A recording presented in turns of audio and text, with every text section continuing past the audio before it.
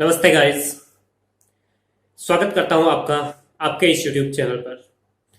अगर आप इस चैनल पर नए हैं तो सब्सक्राइब करना न भूलिए, साथ ही बेल आइकन भी अवश्य दबाएं ताकि आपको मिलती रहे हमारे हर वीडियो की जानकारी। यदि आप वास्तव में नीडी व्यक्ति हैं अर्थात आपको कानून की निःशुल्क सहायता की आवश्यकता है या आप कानून के विद्यार्थी हैं तो आज की ये जानकारी आपके लिए बहुत ही महत्वपूर्ण साबित होने वाली है। मेरे साथ एंड तक बने रहे। दोस्तों, पिछले वीडियो में हमने ये जाना कि कानून कैसे निर्धन व्यक्ति की अर्थात असक्षम व्यक्ति की मदद करता है। असक्षम व्यक्ति को कानून से मदद प्राप्त करने के लिए किस प्रकार लीगल एड के समक्ष आवेदन करना होता है और लीगल एड उसे फ्री में अधिवक्ता का परामर्श देती है। आज के इस वीडियो में हम जानने का प्रयास करते हैं कि लीगल एड की स्थापना कौन से प्रावधानों के तहत की गई है या वे कौन से प्रावधान है जो लीगल एड को अर्थात लीगल एड की स्थापना करने पर प्रबल बल देते हैं और ऐसे कौन कौन से प्रोविजंस हैं जिनसे किसी व्यक्ति को अर्थात निर्धन व्यक्ति या कोई असक्षम व्यक्ति लीगल एड के समक्ष आवेदन करने की पात्रता अर्जित करता है और वे कौन से प्रावधान है जब लीगल एड आवेदन करने के उपरांत उस आवेदन को खारिज कर सकती है या विधिक सहायता उपलब्ध कराने से इनकार कर सकती है। तो आइए दोस्तों जानने का प्रयास करते हैं। देखिए, भारतीय संविधान सभी व्यक्ति को समान रूप से न्याय दिए जाने की बात करता है। भारतीय संविधान की प्रीमेबल में सभी व्यक्ति को सामाजिक, आर्थिक और राजनीतिक न्याय समान रूप से उपलब्ध करवा जाने की बात की गई है। साथ ही आर्टिकल 14 में भी यह प्रावधान किए गए कि विधि का संरक्षण सभी व्यक्ति को समान रूप से प्राप्त होगा।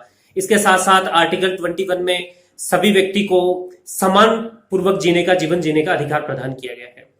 इन सभी संविधान की प्रावधानों को मूल आधार प्रदान करने के लिए सन 1976 में 42वां संविधान संशोधन पारित किया गया।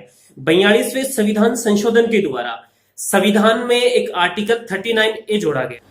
Article 39 equal justice and free legal aid की बात करता है अर्थात निःशुल्क विधिक सहायता की बात करता है। आर्टिकल 39A के अनुसार राज्य का ये कर्तव्य है अर्थात राज्य ये सुनिश्चित करेगा कि सभी व्यक्ति को समान रूप से न्याय उपलब्ध हो रहा है या नहीं हो रहा। साथ ही अगर कोई व्यक्ति न्याय से वंचित है तो राज्य का ये कर्तव्य है कि न्याय उस व्यक्ति के द्वार तक पहुंचाए। संविधान के इन सभी प्रोविजन को मूल रूप प्रदान करने के लिए सन 1980 में जस्टिस PN भगवती की अध्यक्षता में एक कमेटी की स्थापना की गई, जिस कमेटी की रिपोर्ट के पश्चात विधिक सेवा प्राधिकरण अधिनियम 1987 पारित हुआ।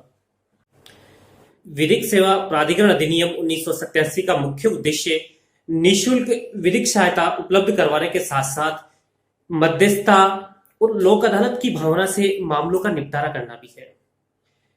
विधिक सेवा प्राधिकरण अधिनियम 1987 की धारा 12 में वे कौन व्यक्ति हैं जो विधिक सहायता के लिए पात्र हैं उनका उल्लेख किया गया है।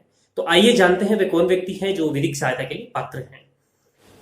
निःशुल्क विधिक सहायता की पात्रता रखने वाले व्यक्तियों को कई कैटेगरीज में डिवाइड किया गया है, जिनमें अनुसूचित जाति और जनजाति के सदस्य, मानव देह व्यापार और बेगार से पीड़ित व्यक्ति, कोई स्त्री और अथवा बालक, या फिर कोई मानसिक रोगी या कोई निर्योग्य व्यक्ति, या कोई सामूहिक विपदा या जातिगत हिंसा या जातिगत अत्याचार, बाढ़ या सूखा या भूकंप, या फिर कोई औद्योगिक कर्मकार अथवा कोई ऐसा व्यक्ति जिसके साथ कोई अनैतिक व्यापार हुआ हो, या ऐसा कोई व्यक्ति जो उच्च न्यायालय में वाद संस्थित किए जाने की दशा में उसकी वार्षिक आय 12,000 रुपए हो और उच्च न्यायालय से भिन्न किसी अन्य न्यायालय में वाद संस्थित किए जाने की दशा में उसकी वार्षिक आय 9,000 रुपए हो। लेकिन इस आय सीमा में सन 2000 में एक संशोधन द्वारा वृद्धि करते हुए उच्च न्यायालय की दशा में 50,000 रुपए और उच्च न्यायालय से भिन्न किसी भी न्यायालय की दशा में 25,000 रुपए कर दी गई है। तो ये थे विधिक सहायता के लिए पात्रता रखने वाले व्यक्ति। लेकिन इसी अधिनियम की धारा 13 में उनके ऊपर भी कुछ रेस्ट्रिक्शंस लगाए गए हैं, जिनके अनुसार प्रथम दृष्टया समिति ये देखेगी कि मामला चलने योग्य अर्थात प्रतिरक्षा योग्य है या नहीं है। अगर समिति को लगता है कि मामला प्रतिरक्षा योग्य है तभी ऐसे व्यक्ति की निःशुल्क विधिक सहायता की जाएगी। साथ ही ये जानने का प्रयास करते हैं कि वे कौन से मामले हैं जिनमें समिति विधिक सहायता उपलब्ध कराने से इनकार कर सकती है। देखिए, कोई मानहानि का मामला या कोई विद्वेषपूर्ण अभियोजन संस्थित किए जाने का मामला हो, या फिर न्यायालय की अवमानना अर्थात कोर्ट ऑफ कंटेम्प्ट का मामला हो, या फिर मिथ्या साक्ष्य गढ़े जाने का कोई मामला हो, या चुनाव संबंधी मामले हैं, या फिर ऐसे आपराधिक मामले जिनमें अर्थदंड 50 रुपए तक का हो, ऐसे मामलों में विधिक सहायता प्राधिकरण अर्थात लीगल एड विधिक सहायता उपलब्ध कराने से इनकार कर सकती है। विधिक सेवा प्राधिकरण अधिनियम 1987 के द्वारा निःशुल्क विधिक सहायता उपलब्ध कराने के उद्देश्य से 3 स्तर पर प्राधिकरण की स्थापना की गई है, जिनमें राष्ट्रीय स्तर पर राष्ट्रीय विधिक सेवा प्राधिकरण, राज्य स्तर पर राज्य विधिक सेवा प्राधिकरण और जिला स्तर पर जिला विधिक सेवा प्राधिकरण की स्थापना की गई है। साथ ही तहसील स्तर पर तालुक विधिक सेवा समिति की स्थापना भी की गई है। जो भी व्यक्ति इस अधिनियम के तहत कानून की निःशुल्क प्राप्ति के लिए पात्र हैं, वो व्यक्ति राज्य स्तर पर राज्य विधिक सेवा प्राधिकरण के समक्ष आवेदन कर सकता है। ऐसे आवेदन पर राज्य विधिक सेवा प्राधिकरण के द्वारा 1 माह के भीतर विचार किया जाएगा। अगर कोई व्यक्ति तहसील स्तर तथा तालुक स्तर से संबंध रखता है तो ऐसी तालुक स्तर पर जो समिति गठित की गई है था, जो लीगल एड की स्थापना की गई है, उस लीगल एड के सेक्रेटरी को निःशुल्क विधिक सहायता की प्राप्ति हेतु तो आवेदन कर सकता है। ऐसे आवेदन पर सेक्रेटरी द्वारा विचार किए जाने के बाद आपको निःशुल्क विधिक सहायता उपलब्ध करवाई जाएगी।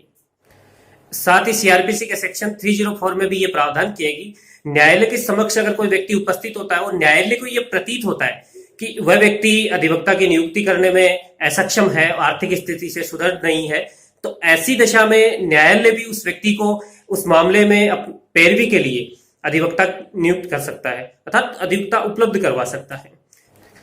निःशुल्क विधिक सहायता हर एक प्रकार के मामलों में उपलब्ध है, चाहे वो सिविल मामला हो या फिर आपराधिक मामला हो या रेवेन्यू मामला ही क्यों ना हो। साथ ही निःशुल्क विधिक सहायता आहत व्यक्ति के साथ साथ अभियुक्त व्यक्ति को भी प्राप्त है। आज के इस वीडियो में हमने ये जाना कि निःशुल्क विधिक सहायता के संबंध में कौन कौन से प्राधिकरण सक्रिय है और इस संबंध में क्या कानूनी प्रावधान है। उम्मीद करता हूं आज का ये वीडियो आपको पसंद आया होगा। मेरे साथ बने रहें और प्राप्त करते रहे कानून संबंधी जानकारियां। धन्यवाद।